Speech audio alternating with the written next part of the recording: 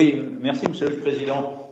Euh, je voudrais dire quelques mots à ce sujet. Alors, tout d'abord, j'ai une petite pensée pour Madame Lisola qui s'est énormément investie pour le SRADET. Et à chaque fois qu'on dit SRADET, je pense à Madame Lisola. Ceci dit, vous voulez nous présenter un bilan, mais en fait, ce bilan, il aurait pu tenir en une page, tout simplement, puisque page 4, vous nous dites, ce document n'a pas encore eu d'effet concret. Donc, tout est dit.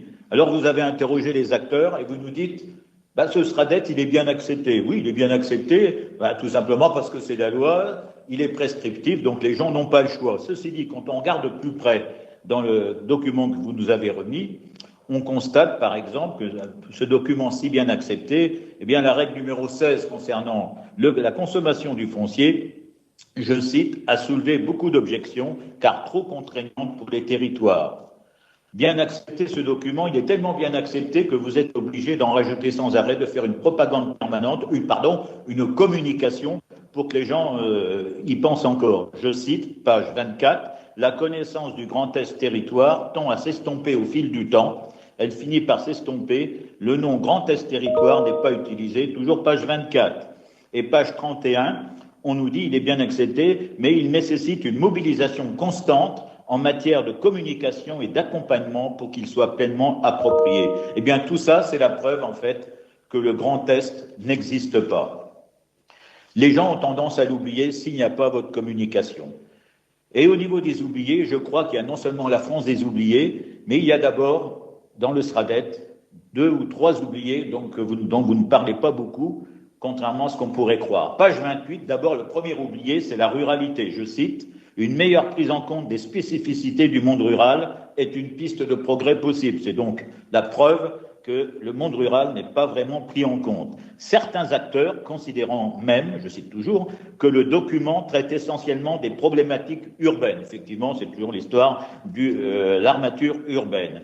Et je continue, au-delà de la demande, il conviendrait d'identifier les enjeux particuliers du monde rural que le SRADET pourrait traiter. Deuxième oublié, en fait, c'est les territoires eux-mêmes. C'est toujours page 28, je cite, d'une manière générale, il a été régulièrement reproché au document d'être trop peu territorialisé, car chacun voudrait y trouver des orientations spécifiques à son territoire. Un autre oublié très important, c'est le département. Il n'y a pas de département dans le SRADET. Par contre, il y a l'intercommunalité que vous considérez toujours comme un échelon de pertinence. Il a été tellement oublié qu'aujourd'hui, vous passez des pactes avec les départements. Je pense au premier pacte conclu avec le département de la Haute-Marne. Et puis enfin, le grand oublié dans ce schéma, contrairement à son titre, c'est tout simplement l'aménagement du territoire au sens vrai du terme. Parce que moi, je considère qu'il y a une définition qui s'applique à l'aménagement du territoire. Alors, je rappellerai que c'est vrai, ça fait que 2 ans qu'il est en cours, le SRADET, mais c'est depuis la loi du 2 mars 1982 que les régions sont compétentes en aménagement du territoire. Et si on faisait le bilan de ces 40 ans, on verrait que c'est un échec. Par exemple, Strasbourg absorbe toujours le Bas-Rhin, Reims absorbe une grosse partie du département de la Marne, et tous les schémas régionaux, toutes les actions en matière d'aménagement du territoire n'ont jamais résolu ces problèmes.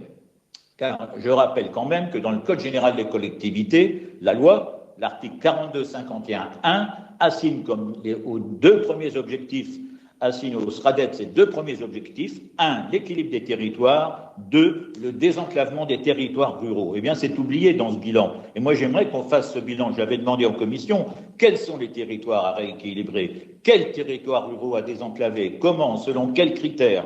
Avec quels indicateurs? Voilà comment on pourrait faire un véritable bilan de l'aménagement du territoire et donc du SRADET, car je le répète, l'aménagement du territoire, c'est le cœur de mission de la région et du SRADET.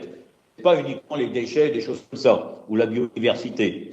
Donc en fait, pour moi, pour nous, groupe Rassemblement National, nous jugerons de la politique de ce SRADET, de son application effective, bien en fonction des critères que je viens d'énumérer. Il faut partir de la base. Il faut promouvoir des communes où tout est accessible. C'est ça, le véritable aménagement du territoire. Il faut également démétropoliser.